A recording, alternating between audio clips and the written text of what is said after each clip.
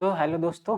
तो आज के वीडियो लेक्चर में हम लोग स्टार्ट करने वाले हैं आपका फॉर्म्स ऑफ वाटर इरोजन। ठीक है, आज हम देखने वाले हैं वाटर इरोजन्स के फॉर्म्स। ठीक है, क्या होते हैं वाटर इरोजन। इसके पिछले वीडियो लेक्चर में हम लोग ने डिस्कस किया था कि सॉइल एंड वाटर कंजर्वेशन क्या होता है, क्यों हमको ज़रूरी होता है सॉइल और वाटर कंजर्वेशन को कंजर्व करना। ठीक है, तो इसके पिछले वीडियो लेक्चर जो है वो बहुत ही इम्पॉर्टेंट है आप लोग के लिए। ठीक है, तो उसे एक बार गो थ्रू आप लोग हो जाइएगा। ठीक है, उसमें हम लोग ने देखा था टाइप्स ऑफ इरोजन, जो कि मेनली दो तरह का होता है, एक्सेलरेटेड और एक जूलॉजिकल। ठीक है, उसे भी हम लोग डिस्कस करेंगे।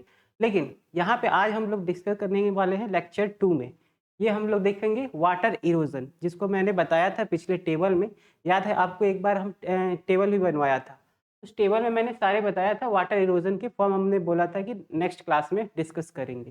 ठीक है, आज हम देखेंगे वाटर इरोजन क्या होता है, इसके गली के क्लासिफिकेशंस देखेंगे। ठीक है, और कैसे इसको कंट्रोल करेंगे, जो कि आपके सिलेबस में है गली इरोजन। ठीक है, तो चलिए इस वीडियो लेक्चर में हम लोग देखते हैं कि इसके वाटर इरोजन के टाइप्स क्या होते हैं। दूसरा है आपके टाइप्स, गली के टाइप्स क्या होते हैं और उसके क्लासिफिकेशन कौन कौन से होते हैं। बेसिकली वी और यू शेप का होता है, दो टाइप का होता है, दो शेप का होता है। फिर हम देखेंगे गली कंट्रोल मेजर। ठीक है, कैसे उसको हम लोग कंट्रोल करेंगे उस इरोजन को। ठीक है, तो आइए देखते हैं। सबसे पहले हम लोग समझेंगे इसके मैकेनिज्म का। ठीक है, वाटर इरोजन होता क्या है। दोस्तों, आप लोग ने देखा होगा कि हमारा जब भी बारिश होता है तो क्या होता है कि वाटर जो फ्लो करता है सॉइल सरफेस के ऊपर। ठीक, जब सॉइल सरफेस को ऊपर फ्लो करेगा तो जो भी सॉइल में जो भी इंपॉर्टेंट मिनरल्स ऑर्गेनिक मैटर होता है वो क्या होता है, फ्लो आउट हो जाता है। तो धीरे धीरे ऊपर की जो सॉइल की लेयर होती है वो खत्म हो जाती है। इसी को हम लोग, इसी पूरे प्रोसेस को हम लोग बोलते हैं क्या, वाटर इरोजन। ठीक है, तो आ गया अच्छे से समझ में वाटर इरोजन क्या होता है। वाटर इरोजन का हम लोग अगर मैकेनिज्म समझे, क्वेश्चन इससे आता है मैकेनिज्म ऑफ वाटर इरोजन क्या है। तो यहाँ पे देखिए क्या है, water erosion is defined as detachment, transportation and deposition of soil particles driven by kinetic energy of rainfall and the flow of water। जो भी आपका काइनेटिक एनर्जी होता है ना रेनफॉल का, जैसे ये वाटर ड्रॉप यहाँ पे पड़ा, ठीक, इसमें कुछ एनर्जी होगी, ऊपर से आ रहा है। तो काइनेटिक एनर्जी क्या होता है, mgh, यानी कि इसमें मास भी होगा इसका। ठीक, g4 क्या होता है, ग्रेविटी, और हाइट से आ रहा है यानी कि स्पीड भी होगा। यानी कि इसके अंदर एनर्जी है इस वाटर पार्टिकल के अंदर।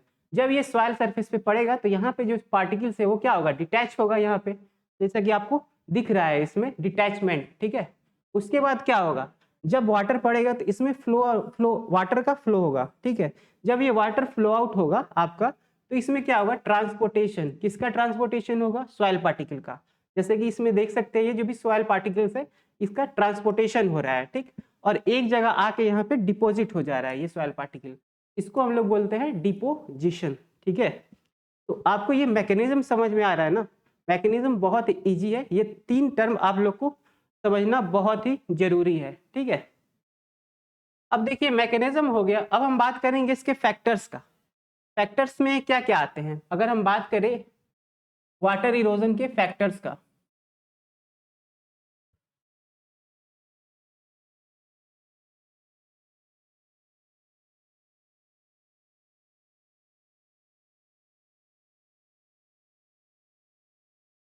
अगर मैं इसके फैक्टर्स का बात करूं, ठीक है, अगर मैं इसके फैक्टर्स की बात करूं तो इसके क्या क्या फैक्टर्स हो सकते हैं। ठीक है, आप लोग खुद सोचिए इसके क्या क्या फैक्टर्स हो सकते हैं। ठीक है, तो पहला इसमें फैक्टर आता है आपका क्लाइमेट।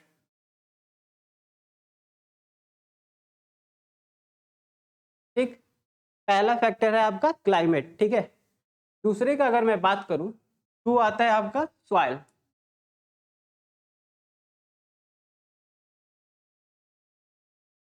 ठीक है, और तीसरा जो है होता है आपका फैक्टर, वो होता है आपका क्या, टोपोग्राफी, जिसको हम लोग थर्ड वन होता है टोपोग्राफी।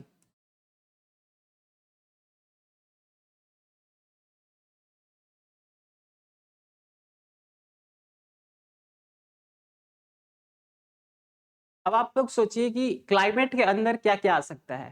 ठीक है, नेचुरल चीज है, क्लाइमेट के अंदर आप लोग सोचिए क्या क्या आ सकता है। क्लाइमेट के अंदर अगर हम देखें तो इसके अंदर भी फिर उधर, ये देखिए क्लाइमेट के अंदर क्या क्या कौन कौन सा फैक्टर आ सकता है। सबसे पहले आ जाएगा आपका टेम्परेचर।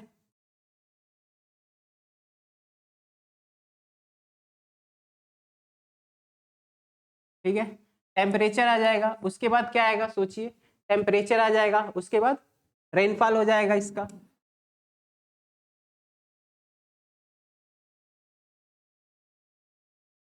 और क्या आ जाएगा, सॉइल का रेनफॉल हो गया यहाँ पे आपका, ठीक, क्लाइमेटिक फैक्टर में, और इसमें क्या आ जाएगा, मॉइस्चर, सॉइल मॉइस्चर।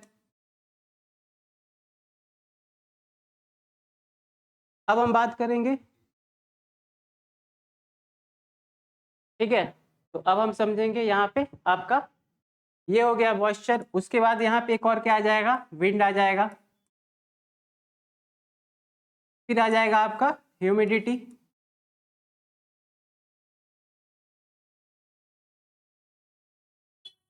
ठीक है, एक इसे कर लीजिएगा इरेज, ये वाले पॉइंट को, ठीक है। आइए अब हम समझते हैं कि सॉइल में क्या क्या आता है। सॉइल में क्या होगा, इसका सॉइल का फिजिकल प्रॉपर्टी आएगा, फिजिकल प्रॉपर्टी जो भी होता है सॉइल का, स्ट्रक्चर, डेंसिटी, वो सब चीजें आएंगे इसमें, यानी कि physical property,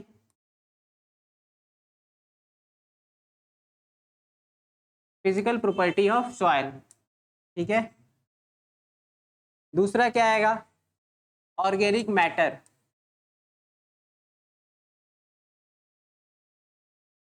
organic matter in soil, ठीक है, ऑर्गेनिक मैटर हो गया फिजिकल, और इसमें आ जाएगा एक वेजिटेशन,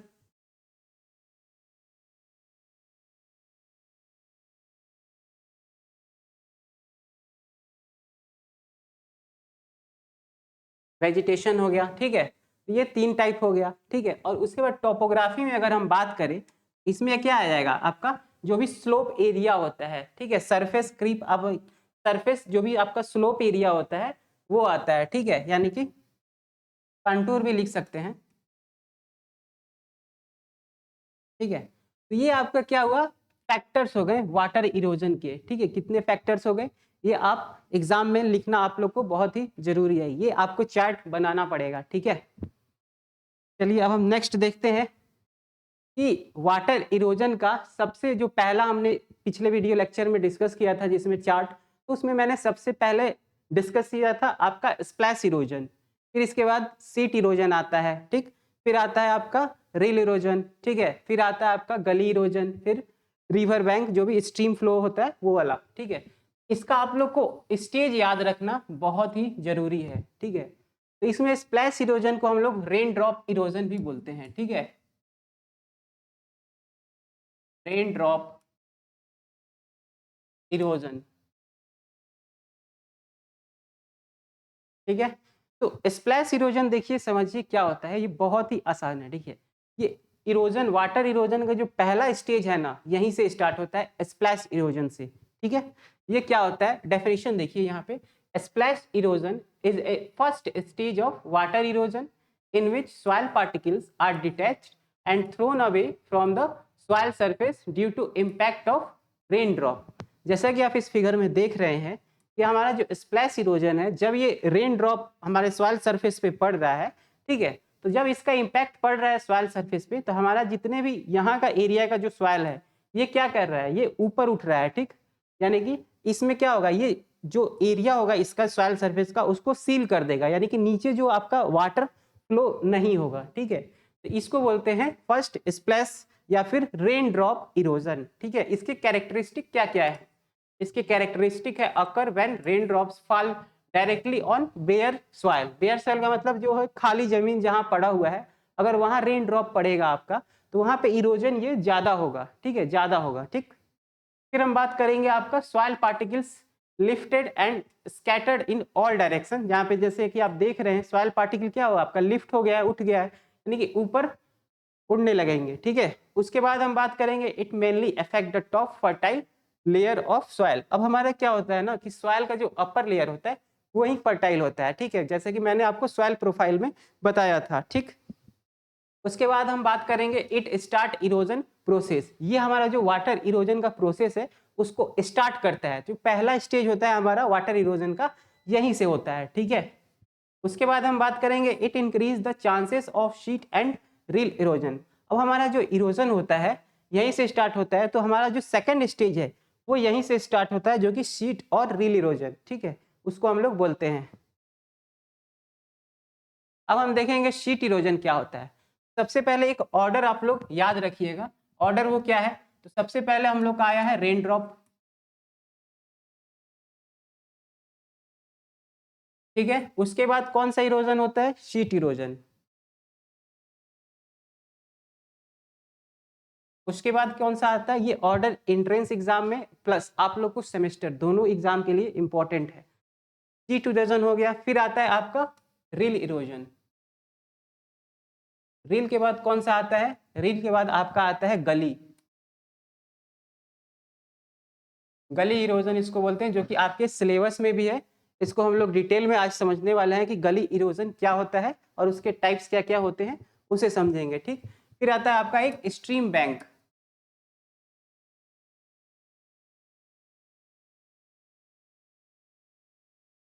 ठीक है, तो ये आप लोग को जो ऑर्डर है ये याद रखना बहुत जरूरी है। आइए हम लोग समझते हैं कि ये शीट इरोजन क्या होता है। ठीक है, ये जो शीट इरोजन होता है ना, ये बहुत ही डेंजरस होता है। पूछो क्यों, क्योंकि इसमें फार्मर को पता ही नहीं चलता है कि ये इरोजन कब हुआ। जैसे कि आप इस फिगर देख रहे हैं, दो फिगर यहाँ दिखाया गया है। एक है आफ्टर का, यानी कि पहले ऐसा था, ठीक है, बिफोर का एक है यहाँ पे, ठीक है। अब देखिए यहाँ पे क्या हो रहा है, यहाँ पे जो लेयर है सॉइल का अपना, जो ए हॉरिजन है, तो ए हॉरिजन में क्या होता है, इंपॉर्टेंट मिनरल्स जो भी होते हैं, ऑर्गेनिक मैटर होते हैं, जो कि हमारे प्लांट के लिए जरूरी होता है, वो ए हॉरिजन में ही पाए जाते हैं। ठीक है, जो हमारा यहाँ पे लेयर दिख रहा है इतना मोटा, ये क्या है, इसमें जितने भी इंपॉर्टेंट मिनरल्स है, ऑर्गेनिक मैटर है, तो इसमें देखिए प्लांट्स के जो भी रूट्स है वो नीचे तक आए हुए हैं। ठीक है, सारे नीचे तक आए हुए हैं। क्यों, क्योंकि इसमें मिनरल्स आप लोग को एकदम अच्छे से मिल रहा है। ठीक, यहाँ पे प्लांट का ग्रोथ भी अच्छा है। ठीक है, देखिए यहाँ ग्रोथ कितना अच्छा, और रूट्स कितने नीचे तक आए हुए हैं। ठीक है, और वही अगर हम सेकंड फिगर की बात करें, इसमें देखिए ये जो लेयर है ना, ये वाटर के फ्लो आउट से, यानी कि ये स्लोप एरिया में ज्यादा होता है। ये जो सीट इरोजन होता है ना, स्लोपी एरिया में ज्यादा होता है। ठीक है, उसके बाद अगर हम बात करेंगे इसमें, तो इसमें देखिए यहाँ पे मिनरल्स आपका क्या हुआ है कि पहला जो सीट है वो एक पूरा का पूरा यहाँ से लेके यहाँ तक पूरा आपका क्या हुआ है, गायब हो चुका है। तो यहाँ पे मिनरल्स की कमी हो गई है, आपका एक पूरा शीट ही गायब हो गया है।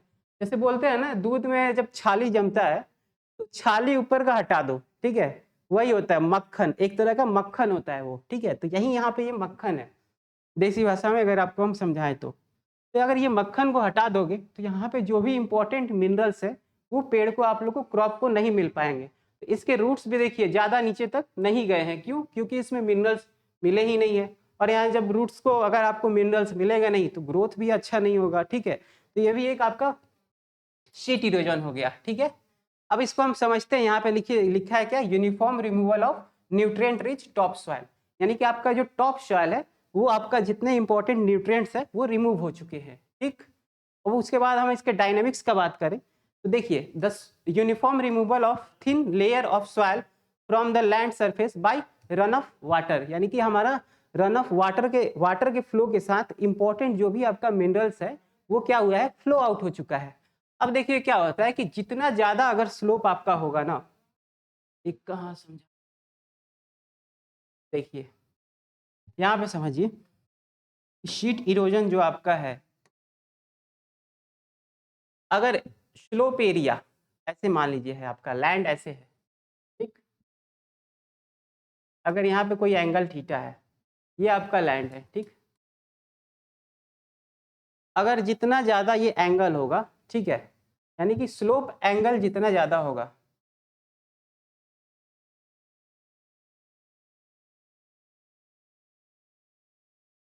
एंगल अगर ज्यादा होगा, ठीक है, अगर स्लोप एंगल ज्यादा होगा तो क्या होगा, आपका जो इरोजन होगा वो भी बहुत ही फास्ट होगा। इरोजन क्या होगा, इरोजन फास्ट होगा। ठीक है, अगर आपका स्लोप एंगल ज्यादा होगा तो इरोजन फास्ट होगा। ठीक है, अगर स्लोप एंगल अगर आपका कम हुआ तो इरोजन भी कम होगा। स्लोप एंगल ज्यादा तो इरोजन भी ज्यादा, यानी कि वाटर का फ्लो ज्यादा होगा अगर स्लोप एंगल ज़्यादा हुआ तो, और स्लोप एंगल कम हुआ तो वाटर का फ्लो कम होगा और इरोजन कम होगा। ठीक है, ये शीट इरोजन आप लोग समझ गए। ठीक है, क्यों ये डेंजरस है? क्योंकि बहुत सारे फार्मर्स को ये पता ही नहीं चलता है कि कब ये इरोजन हुआ। ठीक है, उसके बाद देखते हैं नेक्स्ट, अब हम लोग पढ़ते हैं यहाँ पे रील इरोजन। तो रील इरोजन देखिए क्या होता है। रील इरोजन जो होता है ना, बेसिकली आपका फिंगर लाइक ऐसा स्ट्रक्चर होता है। एक मिनट, रील इरोजन क्या होता है? ये क्रिटिकल स्टेज होता है, यहीं से आपका वाटर इरोजन जो है ना भयानक रूप लेना चालू कर देता है। ठीक है, ये रील इरोजन जो होता है ना आपके शीट इरोजन के बाद ही होता है। क्यों? क्योंकि शीट इरोजन में क्या होता है कि आपका जो भी इंपॉर्टेंट मिनरल्स होता है, ऑर्गेनिक मैटर होता है, वो तो रिमूव हो चुका होता है, हट जाता है पूरा। उसके बाद मिट्टी में जो बचा क्या रहता है? कुछ नहीं बचा रहता है, वो मिट्टी लूज हो जाती है। तो वही जो लूज हो जाती है, यानी कि पार्टिकल्स जो होते हैं मिट्टी के, वो एक दूसरे से अच्छे से बॉन्ड नहीं हो पाते हैं। ठीक है, तो वहीं से आपका स्टार्ट होता है रील इरोजन। रील इरोजन क्या होता है कि reel erosion is a form of water erosion that occurs when the surface run of water concentrate and flow in the form of small shallow channel on the surface. ये कब होता है? जब आपका वाटर फ्लो होता है ना, एक नॉर्मल, जैसे यहाँ पे इस फिगर में देख रहे हैं, ये वाटर फ्लो, अब इससे ज्यादा ये फ्लो नहीं हो सकता है, इसका प्रेशर अब इससे ज्यादा नहीं हो सकता है। ठीक है, वाटर फ्लो का। तो इसमें क्या होता है कि रील बना, एक चैनल बन जाता है, जैसे कि आप इसमें देख रहे हैं, ये देखिए एकदम छोटे छोटे चैनल बने हुए हैं। ठीक है, तो ये जो चैनल है ना, यही आपका है रील इरोजन। ठीक है, तो ये डेवलप होता है after sheet erosion and usually early stage before गली इरोजन। ये गली इरोजन का पहला स्टेज है। ठीक है, गली इरोजन आने का पहला स्टेज है रील इरोजन। ठीक है, तो हमारा रील इरोजन है ना, ये समझना बहुत ही जरूरी है, और ये एक ट्रांजिशन स्टेट होता है। ट्रांजिशन स्टेट किसको बोलते हैं? बीच का। यानी कि ये जो है आपका रील इरोजन, आपका ये जो क्या बोलते हैं, शीट इरोजन और गली इरोजन के बीच का जो स्टेज होता है, उसी को बोलते हैं हम लोग रील इरोजन। ठीक है, यहाँ पे समझिए, जैसे ये पहले शीट इरोजन हो गया। ठीक, अब शीट इरोजन और आपका जो गली इरोजन आएगा बीच में, गली इरोजन तो बहुत ही डेंजरस होता है। ठीक है, वहां हम नॉर्मल कल्टीवेशन भी नहीं कर सकते हैं। ठीक, गली इरोजन और शीट इरोजन के बीच का जो स्टेज होता है उसको हम लोग बोलते हैं रील इरोजन।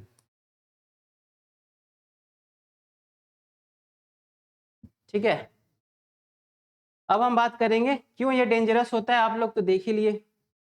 अब ये जो होता है रील इरोजन के कुछ इंडिकेटर्स है, और इसको हम रील इरोजन को ना नॉर्मल प्रैक्टिसेस टिलेज उलेज करके हम लोग सही कर सकते हैं अपने फील्ड को। ठीक है, लेकिन वही अगर हम गली इरोजन का बात करें, उसे हम लोग सही नहीं कर पाएंगे। ठीक है, आइए हम देखते हैं इसमें कुछ इंडिकेटर्स है, उसको समझते हैं क्या होता है ये reel indicator.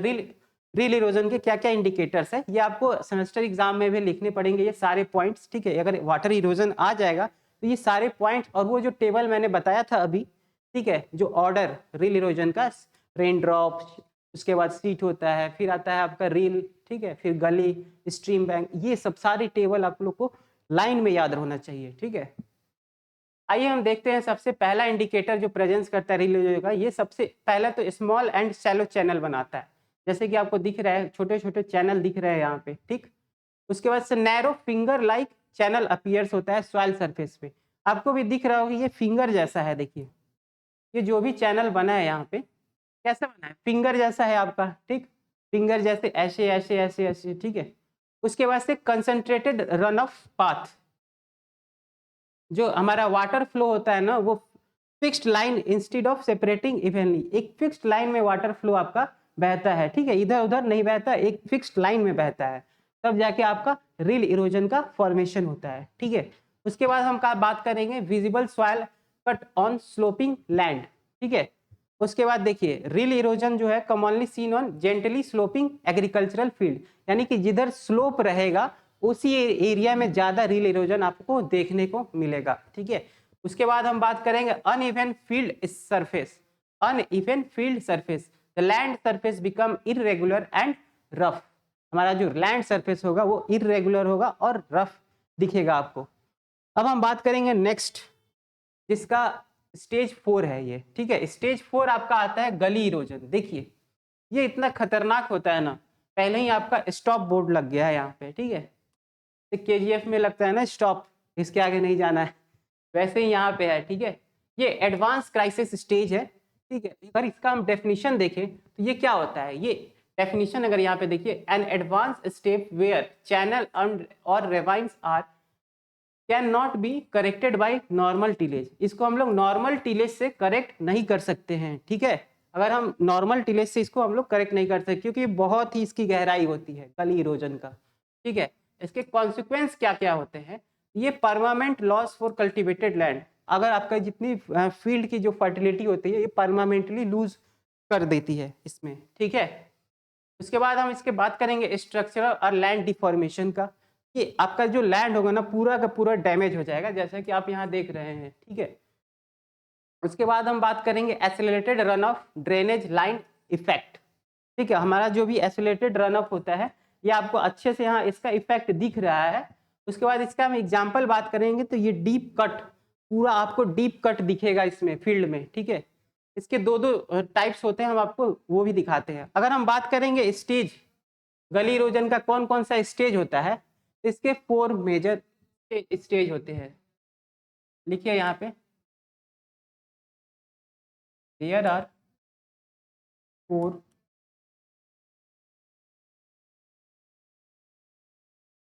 Major stage of gully erosion.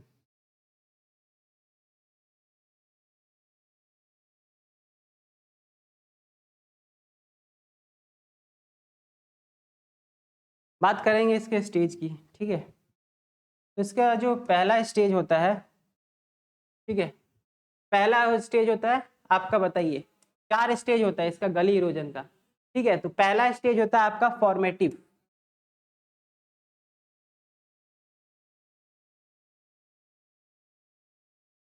Formative stage, ठीक।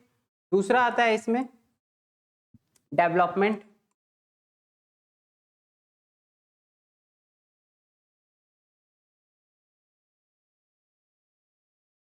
Development stage.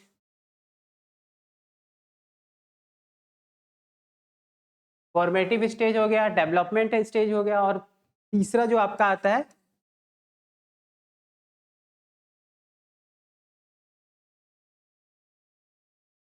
इनिशिएशन स्टेज, और आपका जो चौथा होता है दैट इज लास्ट वन, ये होता है आपका फॉर्मेटिव स्टेज।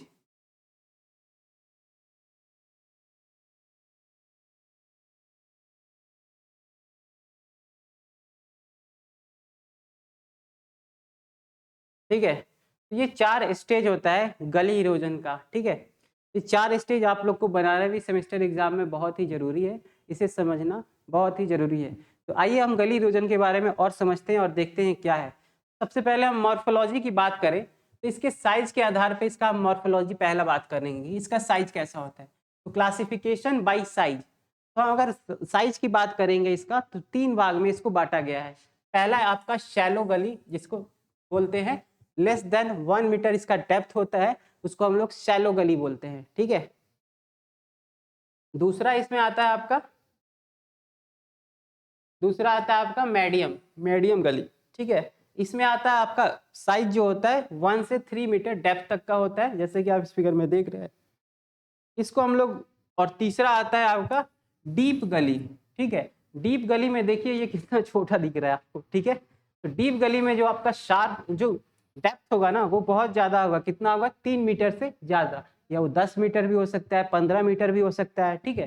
तो यहाँ पे 3 मीटर से ज्यादा है, तो इसलिए ये इंसान देखो कितना छोटा दिख रहा है, ठीक है।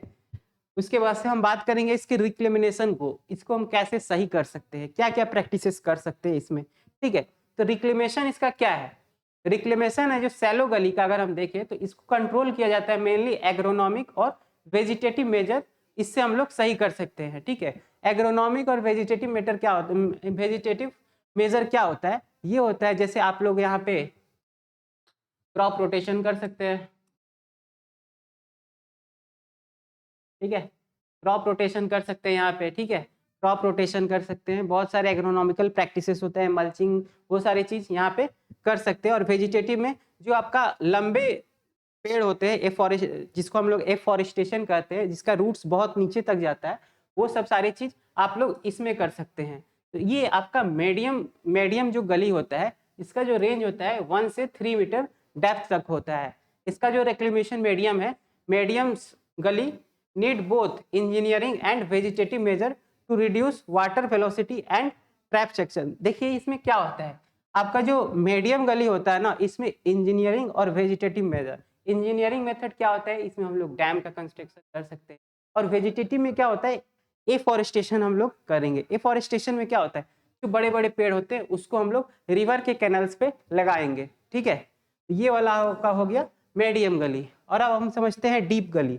डीप गली में क्या होता है कि इसमें आपका जो होता है ना, ये बहुत ही, इसमें आपको इंजीनियरिंग प्रैक्टिसेस, इंजीनियरिंग मेथड जो भी है आपका, यहाँ पे स्ट्रॉन्ग इंजीनियरिंग स्ट्रक्चर डेवलप करना पड़ेगा, जैसे डैम बनाना पड़ेगा आपको, ठीक है। इसमें आपका नेचुरल तरीके से नहीं हो पाएगा, इसमें आपका एग्रोनॉमिकल और वेजिटेटिव, ये वेजिटेटिव जो भी आपका मेजर्स है वो काम नहीं करेगा, ठीक है। तो इसे, ये हो गया। अब हम बात करेंगे इसके मॉर्फोलॉजी का, क्रॉस सेक्शन शेप के बारे में, ठीक है। इसके दो शेप होते हैं, पहला आता है आपका वी शेप, ठीक है।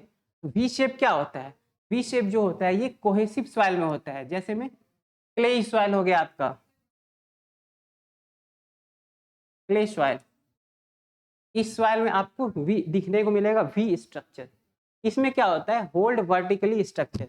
इसमें देखिए क्या होता है, आप अच्छे से समझिए, यहाँ पे देखिए ये सॉइल पार्टिकल्स को देखिए, इसमें जो भी सॉइल पार्टिकल्स है एक दूसरे से टाइटली बॉन्ड है।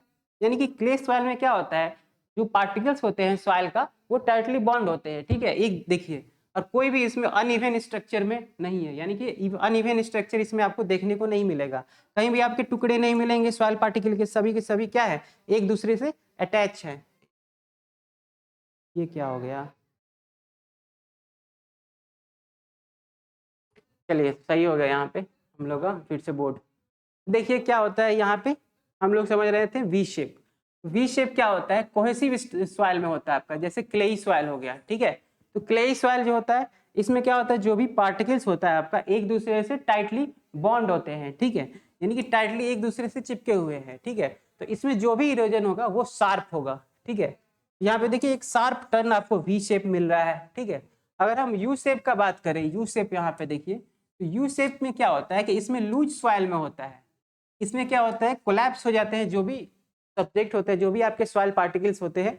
वहां पे देखिए आपको यहाँ पे पड़े हैं, एक सॉइल पार्टिकल्स, एक इधर है, एक इधर है, एक इधर है, मतलब अनइवन स्ट्रक्चर इसमें फॉलो होगा, ठीक है। इसमें जो पार्टिकल्स होते हैं सॉइल पार्टिकल्स, ये क्या होते हैं आपके लूजली होते हैं बॉन्ड, ठीक है, इसीलिए ये कोलैप्स होता है, इसमें इरोजन यू शेप में बनता है, ठीक है। तो दो शेप होता है आपका वी और यू, आपको फिगर के माध्यम से बहुत अच्छे से समझ आ रहा होगा, ठीक है, ये सारे कॉन्सेप्ट्स, ठीक है। तो देखते हैं अब इसका हम लोग नेक्स्ट पार्ट। अब हम देखेंगे एक्टिव स्टेटस, गली का डायनेमिक्स क्या होता है। डायनेमिक्स को समझना बहुत ही जरूरी होता है, ये टर्म याद रखिएगा, डायनेमिक्स, ठीक है। गली इरोजन के क्या डायनेमिक्स होते हैं, एक होता है स्टैटिक्स, एक होता है एक्सपेंशन, ठीक है। स्टैटिक्स और ये एक्टिव हो गया, और ये हो गया स्टेबलाइज गली, दो तरह का गली होता है, ठीक है। एक होता है आपका एक्टिव गली, एक्टिव गली में क्या होता है, एक्सपेंशन होगा, ठीक, एक टर्म मैं बोलूंगा आपको, ठीक है। और यहाँ पे है आपका स्टेबलाइज गली, स्टेबलाइज गली में यहाँ वेजिटेशन, हरियाली बहुत ज्यादा होती है, तो वहाँ पे क्या होगा, रुक जाइएगा आप, ठीक, रुकते हैं ना, ठीक है। तो हरियाली ज्यादा है यहाँ पे, तो आप यहाँ पे रुक जाइएगा, ठीक। यानी कि यहाँ पे देखिए क्या होगा, यहाँ पे जो भी आपका मूवमेंट होगा ना, डायनेमिक्स का क्या मतलब होता है, मूवमेंट, यानी कि जो मूवमेंट होगा यहाँ पे वो होगा आपका स्टैटिक्स, ठीक। स्टैटिक्स क्यों होगा, क्योंकि वेजिटेशन यहाँ पे ज्यादा है, पेड़ पौधे यहाँ पे ज्यादा रहते हैं, इसीलिए यहाँ पे मूवमेंट जो होता है वो नहीं हो पाता है। अगर हम बात करेंगे यहाँ एक्टिव गली का, तो इसमें एक्सपेंडिंग नेचर का ये होता है, ठीक है, यानी कि ये मूवमेंट इसमें ज्यादा होगा, इरोजन यहाँ पे क्या होगा, रेट ज्यादा होगा, क्यों, क्योंकि यहाँ पे सॉइल पार्टिकल्स क्या है, अनइवन फॉर्म में है, ठीक है, लूजली अटैच है एक दूसरे से। यहाँ पे भी देखिए, तो यहाँ पे जैसे रेन ड्रॉप पड़ेगा तो क्या होगा, इसमें इरोजन ज्यादा होगा। फिर हम बात करेंगे इसके कैरेक्टरिस्टिक्स का, तो exposed soil active, headache cut, unstoppable, ठीक है। इसके भी अलग अलग कैरेक्टरिस्टिक्स है। यहाँ पे अगर हम बात करेंगे स्टेबलाइज गली का, तो इसमें क्या होता है आपका वेजिटेशन होता है, इसमें वेजिटेशन आपका ज्यादा होगा, तो इसमें क्या होगा आपका जो होगा मूवमेंट वो क्या होगा स्टैटिक्स होगा, ठीक है। फिर हम बात करेंगे इसके मेजर्स का, इसको कैसे कंट्रोल कर सकते हैं। अब ये तीन चीज आपको हम दिखा दिए, ठीक है, तीन चीज अब आपको हम दिखा दिए। अब इसको कंट्रोल करने का क्या सॉल्यूशन है, ठीक है, कैसे इसको हम लोग कंट्रोल कर सकते हैं वो देखेंगे, ठीक है। इसमें पहला 3 टायर में मैं इसको डिवाइड किया हूँ। इसमें पहला टायर है आपका एग्रोनॉमिकल मेजर, ठीक है, दूसरा है आपका वेजिटेटिव और तीसरा है आपका इंजीनियरिंग, ठीक है। ये 3 मेजर मैं पहले भी डिस्कस किया था। एग्रोनॉमिकल मेजर में क्या क्या आता है, पहला टेयर हम लोग समझेंगे एक एक चीज। तो इसमें आप क्रॉप रोटेशन कर सकते हैं, मल्चिंग कर सकते हैं, स्ट्रिप क्रॉपिंग कर सकते हैं, ठीक है, ये सब सारी चीज इसमें कर सकते हैं। वेजिटेशन में आप क्या कर सकते हैं, वेजिटेशन में आप एफॉरेस्टेशन कर सकते हैं, जो भी रिवर कैनाल्स है उस एरिया में आप क्या कर सकते हैं, बड़े बड़े पेड़ लगा सकते हैं ताकि उसका रूट्स जो होता है प्लांट का वो नीचे तक जाए, ठीक है। उसके बाद हम बात करेंगे इंजीनियरिंग का। तो इंजीनियरिंग में क्या करते हैं हम, स्ट्रक्चरल इन्वेंशन करते हैं, इसमें हम डैम बनाते हैं, ठीक है। आइए इन तीनों टायर को हम लोग एक एक करके अच्छे से समझेंगे और क्लियर करके समझेंगे। अभी तक देखिए ये टीयर 1 है एग्रोनॉमिकल मेजर। एग्रोनॉमिकल मेजर क्या होता है हम लोग अब यहाँ पे अच्छे से एकदम डिटेल में समझेंगे फिगर के साथ, आपको कोई कॉन्सेप्ट मिस नहीं होगा, ठीक है। आइए देखते हैं। सबसे पहला है आपका कंटूर फार्मिंग। कंटूर फार्मिंग क्या होता है एग्रोनॉमिकल मेजर में, जो हमारा स्लोप होता है ना, स्लोप देखिए यहाँ स्लोप है, हम जो फार्मिंग करेंगे ना ऊपर नहीं करेंगे, अलोंग द स्लोप करेंगे, जिधर स्लोप घुमा है यहीं पे हम लोग करेंगे फार्मिंग। देखिए यहाँ भी और यहाँ भी फार्मिंग यहीं पे हुई है। पहले आपका कंटूर फार्मिंग, इससे क्या होगा जो वाटर फ्लो होगा ऊपर से नीचे, ये वाटर फ्लो का मूवमेंट जो आपका आपका स्लो डाउन हो जाएगा, ठीक है, वाटर मूवमेंट स्लो डाउन हो जाएगा, ठीक है। अब हम बात करेंगे इसमें क्या है, furrow curve around the hills and not up and down, ठीक है। उसके बाद हम बात करेंगे दूसरा स्ट्रिप क्रॉपिंग। स्ट्रिप क्रॉपिंग क्या होता है, स्ट्रिप क्रॉपिंग में alternate band of yellow crops wheat and green crops grass, जैसे एक लगा दिए व्हीट फिर कोई ग्रास वाले क्रॉप लगा दिए, ठीक है, ये स्ट्रिप क्रॉप हो गया। इससे भी क्या होगा आपका वाटर इरोजन कंट्रोल होगा, ठीक है। अगर हम बात करेंगे मल्चिंग का, ठीक है, मल्चिंग में हम लोग क्या करते हैं, जो भी आपका क्रॉप स्ट्रॉ होता है, पुआल जिसको हम लोग बोलते हैं, उसको क्या करते हैं, जैसे ये दो क्रॉप है, इस क्रॉप के बीच में जो भी डिस्टेंस है यहीं पे आप लोग हम लोग क्या करते हैं मल्चिंग कर देते हैं, ताकि हमारा जो सॉइल मॉइस्चर है वो बना रहे, ठीक है। मेन काम इसका तो यही होता है, सॉइल मॉइस्चर बना रहे आपका, ठीक है। तो ये क्या मल्चिंग का मेन रोल यही होता है, ठीक है। अब इसके हम फंक्शंस की बात करेंगे, इसका फंक्शन क्या क्या होता है। फंक्शन होता है alternate farming practices to reduce runoff speed and protect soil cover. अगर हम अल्टरनेट फार्मिंग प्रैक्टिसेस करेंगे, जैसे में हम स्ट्रिप क्रॉपिंग कर दिए या फिर मल्चिंग किए, यहाँ पे देखिए अलग अलग तरीके का हम लोग फार्मिंग प्रैक्टिसेस किए हैं, जैसा कि आपको इस फिगर में दिख रहा है। इससे क्या होगा कि आपका जो वाटर का स्पीड होगा वो क्या होगा स्लो डाउन हो जाएगा, ठीक। अब इसके की टेक्निक्स क्या क्या है, कंटूर फार्मिंग हो गया, स्ट्रिप क्रॉपिंग हो गया, मल्चिंग हो गया, या फिर क्रॉप रोटेशन हम लोग कर सकते हैं, ठीक है। तो टीयर 1 आप लोग को आई थिंक अच्छे से समझ में आया होगा, अच्छे से समझ में आया होगा तो आप लोग हमको कमेंट करके बताइएगा, अगर समझ में नहीं आया होगा तो भी बताइएगा, ठीक है। चलिए ठीक है, तो एग्रोनॉमिकल मेजर हम लोग सीख गए, आई थिंक अब कोई डाउट इसमें नहीं बचा होगा। चलते हैं हम लोग नेक्स्ट ईयर की तरफ, जो कि है आपका वेजिटेटिव मेजर। वेजिटेटिव मेजर में क्या क्या होता है, इसमें use biological construction material. Vegetative में पर मेटल में देखिए मेन रोल जो होता है ना वो प्लांट का रूट्स का होता है, ये रूट्स है ना ग्रास रूट्स, इसका मेन रोल होता है, ठीक है। वेजिटेटिव मेजर में क्या होता है, जैसे ग्रास रूट है आपका, ये नीचे कितना फैला हुआ है, ये क्या करता है, ये भी आपका वाटर इरोजन को कंट्रोल करता है। जैसे यहाँ पे देखिए, यहाँ पे रिवर फ्लो हो रहा है आपका, ठीक है, ये रिवर फ्लो है, रिवर साइड यहाँ पे ये एफॉरेस्टेशन हुआ है, जो एफॉरेस्टेशन हुआ है बड़े बड़े जो पेड़ लगे हुए हैं यहाँ पे, इसका जो रूट्स क्या होगा नीचे तक आया होगा ना, जब नीचे तक आया होगा तो ये भी क्या करेगा वाटर के फ्लो को कंट्रोल करेगा, ठीक। जब वाटर फ्लो को कंट्रोल करेगा तो इससे क्या होगा आपका वाटर इरोजन क्या होगा कम होगा ना, ठीक है। अब हम बात करेंगे इसके फंक्शन का। फंक्शन क्या है, use living roots network to bind soil and reduce water speed, यानी कि वाटर स्पीड को क्या करेगा कम करेगा। जो हमारा लिविंग ग्रास रूट्स का जो भी रूट्स है ये आपका, ये क्या करेगा, ये रूट्स क्या करेगा वाटर को एब्जॉर्ब करेगा, इससे क्या होगा आपका वाटर का फ्लो क्या होगा कम होगा ना, ठीक है। अब इसके की टेक्निक्स जो भी है आपका grass vegetative and roots grass, slope stabilisation, ठीक है। अब थर्ड वन इज टीयर 3, ये है आपका इंजीनियरिंग प्रैक्टिसेस। इंजीनियरिंग प्रैक्टिसेस समझना बहुत ही जरूरी है। ये क्या है? Structural intervention and high velocity run up, जो आपके स्पीड में वाटर जो भी आते हैं उसको कंट्रोल करने के लिए हम लोग क्या करते हैं? डैम लगाते हैं, डैम का कंस्ट्रक्शन करते हैं। डैम में आप लोग देखे होंगे कि वाटर का फ्लो मूवमेंट बहुत तेजी से होता है, ठीक है।